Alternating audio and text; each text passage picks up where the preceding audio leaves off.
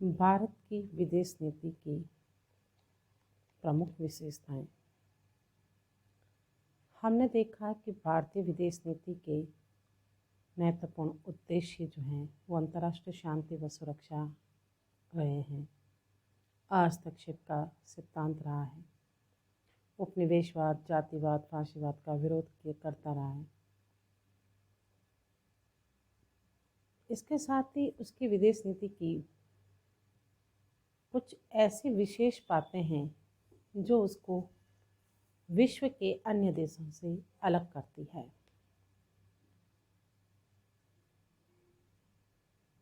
अंतर्राष्ट्रीय सहयोग बढ़ाने पर जोर देती है, विश्व शांति के समर्थक देशों के साथ सहयोग करने की नीति रही है।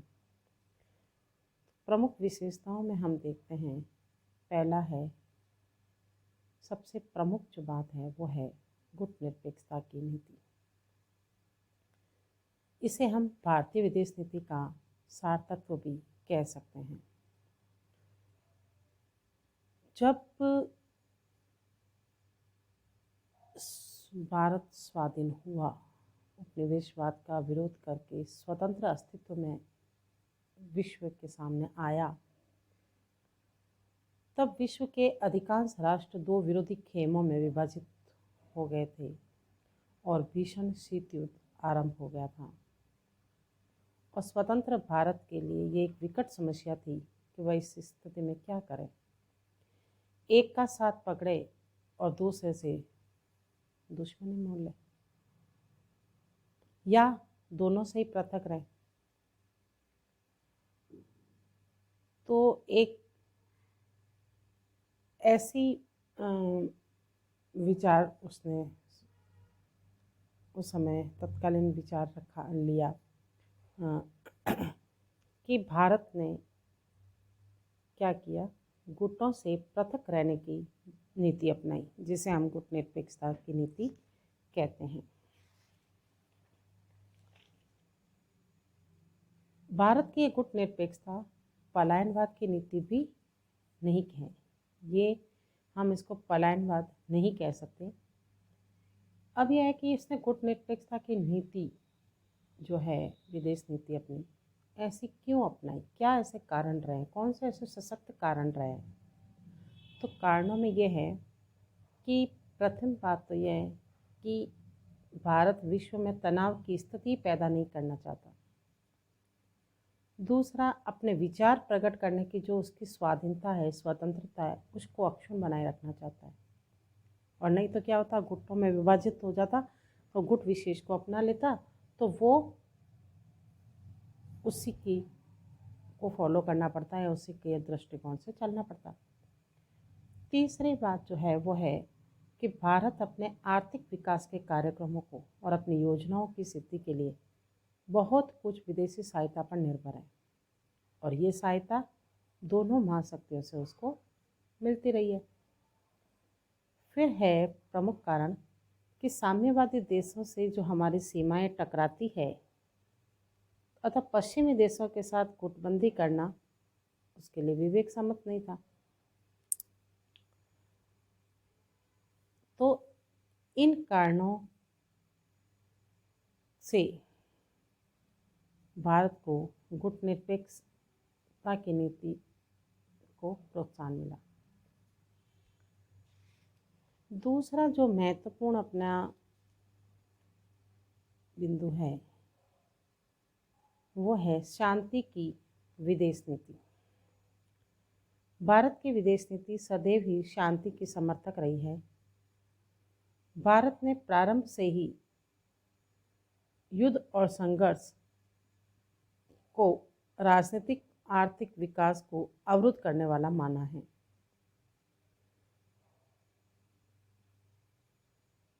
स्वेज नहर का संकट हो, चाहे अरब इजराइल युद्ध हो, भारतीय अर्थव्यवस्था इससे बुरी तरह कमज़ोर हो जाती है, लड़खड़ाने लगती है। भारत ने अन्य पड़ोसी देशों के साथ भी शांतिमय साधनों के द्वारा विवादों का निपटारा करने का कार्य किया। श्रीलंका में रहने वाले भारतीयों के संबंध में कई समझौते हुए। राजीव जयवर्धन ने समझौते के अंतर्गत भारतीय शांति सेना को भारत ने श्रीलंका भेजा। बांग्लादेश के साथ भी सीमा विवाद संबंधी मतभेदों का पारस्परिक समझौते द्वारा हल किया गया। गंगा के पानी के बंटवारे के लिए भी भारत और बांग्लादेश में फर्क का समझौता हुआ। तो ऐसे कई विभिन्न संधि समझौते के द्वारा वो युद्ध को टालने की प्रवृत्ति में रहा है। भारत शुरू से ही विश्व शांति के लिए निशस्त्रीकरण को परम आवश्यक मानता है। और जब 1963 में आणविक परीक्षण प्रतिबंध संधि हुई तो भारत ऐसा प्रथम देश था जिसने तुरंत इस संधि पर हस्ताक्षर कर दिए और 1968 की परमाणु अप्रसार संधि पर हस्ताक्षर नहीं किए, क्योंकि महाशक्तियों द्वारा इस प्रकार की संधि करके विश्व में परमाणु शक्ति पर अपना अधिकार स्थापित करना चाहती थी। तो भारत ने इसे उचित नहीं मानते हुए इस पर हस्ताक्षर नहीं किया। फिर जो अपना बिंदु है वो है मैत्री और सह-अस्तित्व की नीति। मैत्री और सह-अस्तित्व की नीति विभिन्न संधियों समझौते के द्वारा, जैसे भारत नेपाल संधि, भारत इराक मैत्री संधि, भारत जापान शांति संधि, भारत मिस्र शांति संधि, भारत सोवियत मैत्री संधि, भारत बांग्लादेश मैत्री संधि, ये सारी संधियां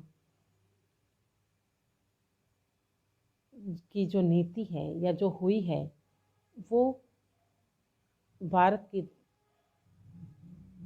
ये धारणा रही कि विश्व में परस्पर विरोधी विचारधाराओं में सह-अस्तित्व पैदा किया जाए।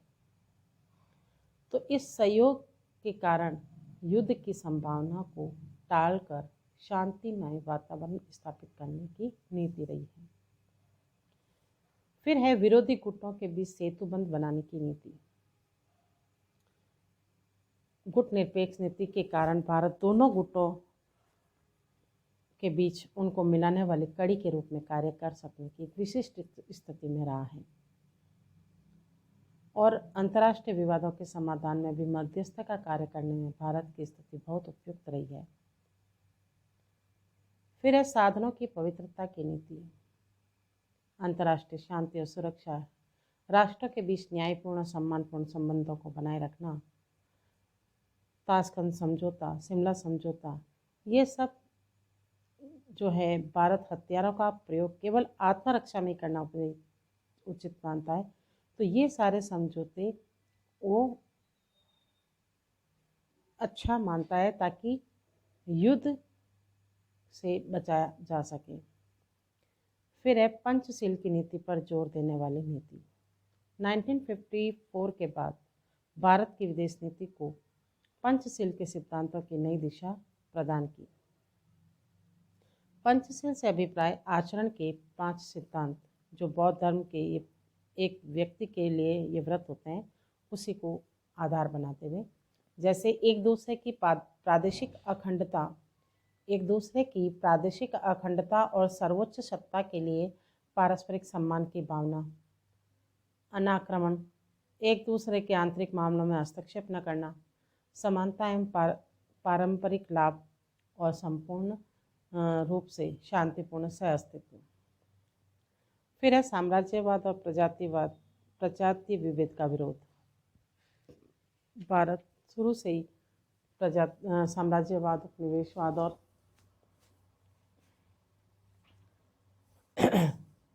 और ऐसे विचारों का विरोध करता आया है और जो मुक्त होने वाले राष्ट्र हैं जो कि उपनिवेशवाद का विरोध करता है, चाहे वो साम्राज्यवाद का विरोध करता है, तो ऐसे राष्ट्रों को वो सहयोग भी प्रदान करने की नीति रही है। संयुक्त राष्ट्र संघ का समर्थन करने वाली नीति। भारत संयुक्त राष्ट्र संघ की स्थापना करने वाला एक संस्थापक सदस्य है और यूएनओ को विश्व शांति स्थापना करने वाला एक अच्छी और उत्तम संस्था मानता है। भारत के BN राव तथा RS पाठक ने अंतर्राष्ट्रीय न्यायालय में न्यायाधीश के रूप में कार्य किया तथा डॉक्टर नागेंद्र सिंह मुख्य न्यायाधीश के रूप में पदासीन रहे। यूएनओ के महासभा एवं सुरक्षा परिषद में अलग अलग हुए मतदान में सर्वोच्च न्यायालय के न्यायाधीश दलवीर भंडारी द हेग स्थित अंतर्राष्ट्रीय न्यायालय के न्यायाधीश निर्वाचित हुए। डॉक्टर राधाकृष्णन यूनेस्को के सर्वोच्च पद पर रह चुके हैं। भारतीय प्रतिनिधि श्रीमती विजयलक्ष्मी पंडित महासभा के सभापतित्व कर चुकी है। तो कहने का तात्पर्य यह है कि भारत प्रारंभ से ही स्वतंत्रता से पूर्व ही यूएनओ का एक समर्थक राष्ट्र रहा है।